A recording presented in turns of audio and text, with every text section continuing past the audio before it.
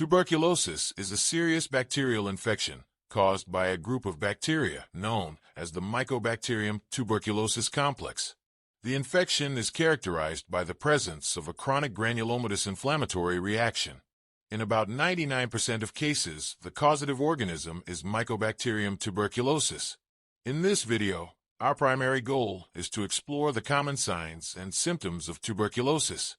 If you are looking for a more comprehensive lecture on this topic, please watch my previous video on tuberculosis, where I discuss about every aspect of the disease, including Mycobacterium tuberculosis itself, risk factors, pathogenesis and types of tuberculosis, signs and symptoms, diagnosis, and treatment. Tuberculosis can involve almost every organ in the human body. However, it commonly affects the lungs, known as pulmonary tuberculosis. Let's discuss the signs and symptoms associated with pulmonary tuberculosis along with their pathological basis.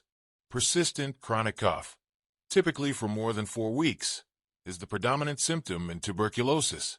It could be either a dry cough or a productive cough.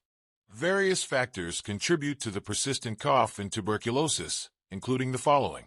As already mentioned, Mycobacterium tuberculosis triggers a chronic inflammatory reaction in the lungs, leading to the formation of a granuloma. Granuloma causes tissue destruction and irritation of the airways. Immune cells also secrete various inflammatory mediators, including tumor necrosis factor and interleukins, causing airway hypersensitivity and persistent coughing.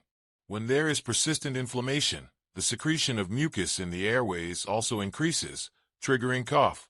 Additional factors contributing to cough include fibrosis and airway compression, pleural involvement and irritation, and secondary bacterial infections.